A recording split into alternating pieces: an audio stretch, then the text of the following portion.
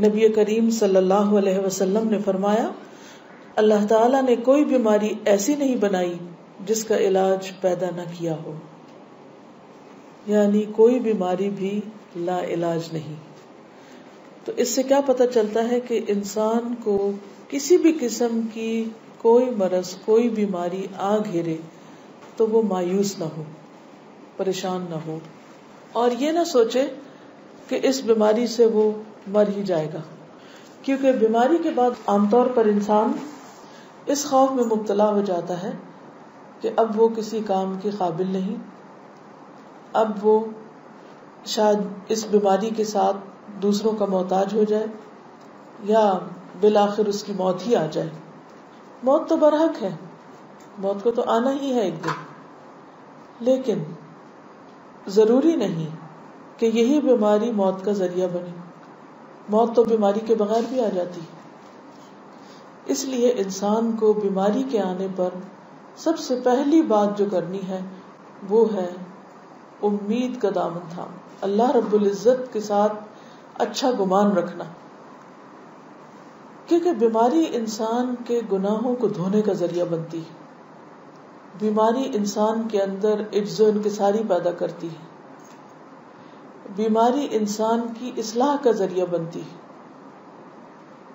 اور یہ کس طرح ہوتا ہے کہ جب انسان بیمار ہوتا ہے یا غم زدہ ہوتا ہے یا پریشان ہوتا ہے تو اس کی توجہ سراسر اس خاص پریشانی کی طرف ہو جاتی، باقی چیزیں اتنی اہم نہیں رہتی جو غیر ضروری ہوتی، بلکہ بیماری میں تو انسان بعض اوقات اپنے فرائض تک سے بھی غافل ہو جاتا ہے اور بہت سی چیزیں اس سے چھٹ جاتی۔ اگر انسان دیکھے تو اس میں بھی ایک مثبت پہلو ہے، کیونکہ انسان عام حالات میں اتنی مصروفیت کا شکار ہوتا ہے کہ اس کو بعض اوقات بہت اہم چیزوں کی طرف توجہ دینے کا وقت ہی نہیں ہوتا، سوچ ہی نہیں آتی۔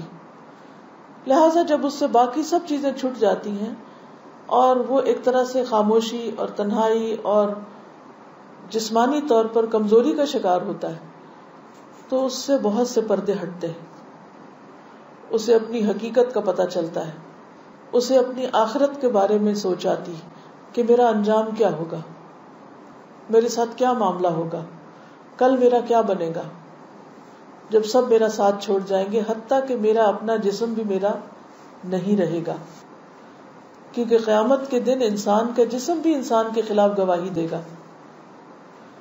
یہ سوچ عام دنوں میں نہیں آ سکتی، انسان ایسی چیزوں کے بارے میں سوچتا ہی نہیں، کیونکہ جب تک جسمانی طور پر وہ طاقتور ہوتا ہے، باہمت ہوتا ہے، وہ سمجھتا ہے وہ سب کچھ کر سکتا ہے، اس کے لیے کچھ مشکل نہیں، ہر چیز اس کے قابو میں ہے، کنٹرول میں ہے، ہر چیز اس کی اپنی ہے۔ لیکن جب بیمار ہوتا ہے تو پھر آہستہ آہستہ اس کو اندازہ ہوتا ہے کہ اس کا یہ خیال غلط تھا، اس کی یہ سوچ درست نہ تھی۔ اس لیے بیماری تطہیر کا ذریعہ بنتی، صفائی کا ذریعہ بنتی۔ بعض اوقات جسمانی بیماری روحانی صحت کا ذریعہ بنتی، کیونکہ بیماری میں انسان کے گناہ بھی دھلتے ہیں، چھوٹی بیماری ہو یا بڑی ہو۔ جیسے ایک موقع پر نبی صلی اللہ علیہ وسلم نے ایک خاتون کو دیکھا جسے بخار تھا، وہ بخار کو برا بلا کہہ رہی تھی، تو آپ نے فرمایا کہ تم اس کو برا بلا نہ کہو۔ مومن کے گناہ بیماری میں اس طرح جھڑتے ہیں جیسے خزاں میں درخت سے پتے جھڑ جاتے ہیں، حتیٰ کہ مومن جب اللہ سے ملاقات کرتا ہے، یعنی بیماری کے بعد جب فوت ہوتا ہے، تو وہ اس حال میں اللہ سے ملتا ہے کہ وہ بالکل پاک صاف ہو چکا ہوتا ہے، یعنی اس کے جسم پر ایک بھی گناہ باقی نہیں ہوتا، بالکل صاف ستھرا۔ لیکن عام طور پر لوگ ایسے شخص کے بارے میں جو بہت سخت بیماری کا شکار ہو جائے بدگمانی اور وسوسے اور بری سوچ رکھتے ہیں کہ لگتا ہے کہ یہ شخص کو بہت ہی گناہگار تھا، اس لیے اس مصیبت میں پکڑا گیا ہے۔ حالانکہ مومن کے لیے وہی بیماری باعث رحمت ہوتی، وہ قطرہ قطرہ دھل رہا ہوتا ہے، اور پھر وہ تکلیف اگر وہ اس پر صبر کرے تو آخرت کے اجر اور درجوں کی بلندی کا ذریعہ بن رہا ہوتا ہے۔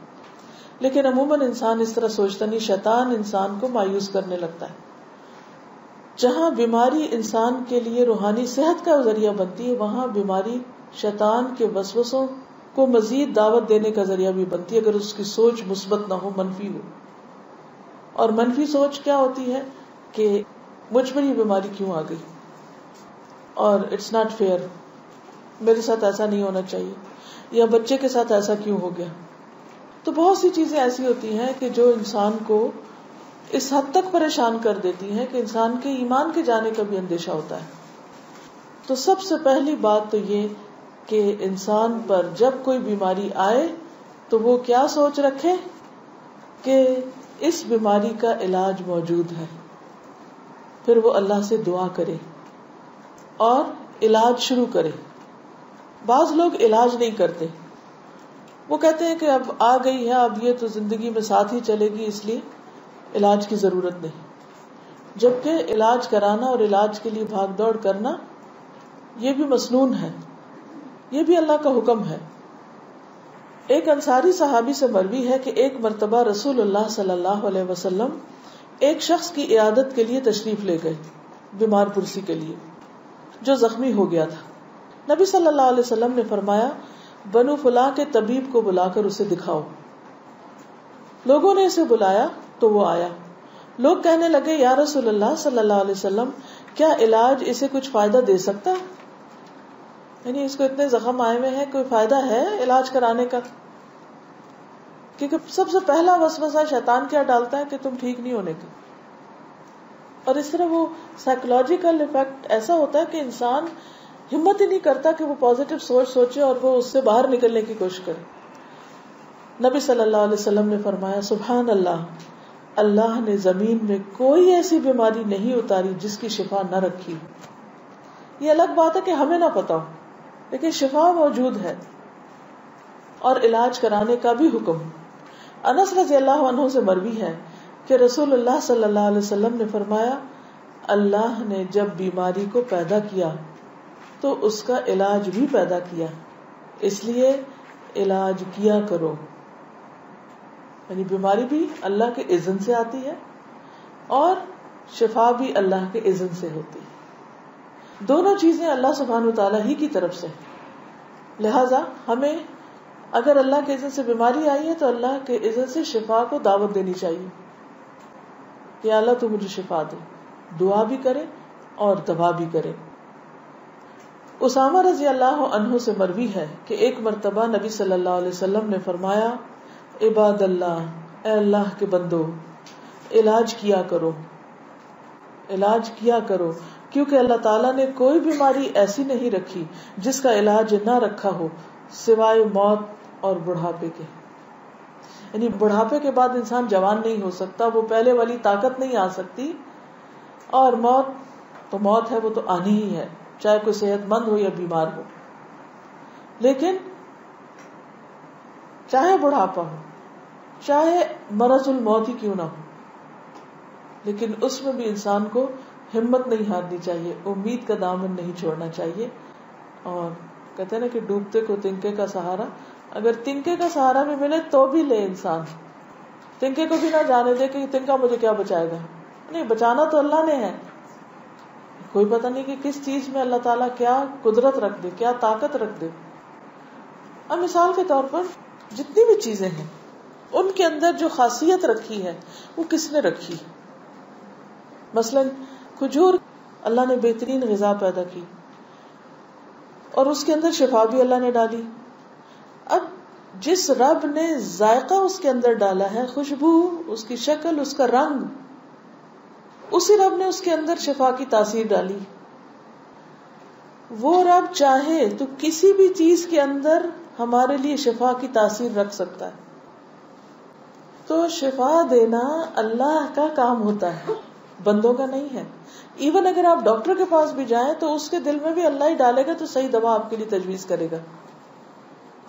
تو ان سے بھی بدگمان نہیں ہونا چاہیے. مثلا آپ 10 ڈاکٹرز کے پاس جا چکے ہیں اور آپ کو کوئی فائدہ نہیں تو آپ 11ویں کے پاس نہیں جاتے، آپ کہتے ہیں کوئی فائدہ نہیں، بہت آزما لیے، ایسے ہی ٹھیک ہے. نہیں، ہو سکتا ہے وہ 11ویں کے پاس اللہ نے رکھی ہو وہ کوئی چیز آپ کے لیے. تو اس لیے حکم کیا ہے کہ علاج کرتے رہو. اللہ نے کوئی بیماری ایسی نہیں رکھی جس کا علاج نہ رکھا ہو سوائے موت اور بڑھاپے کے.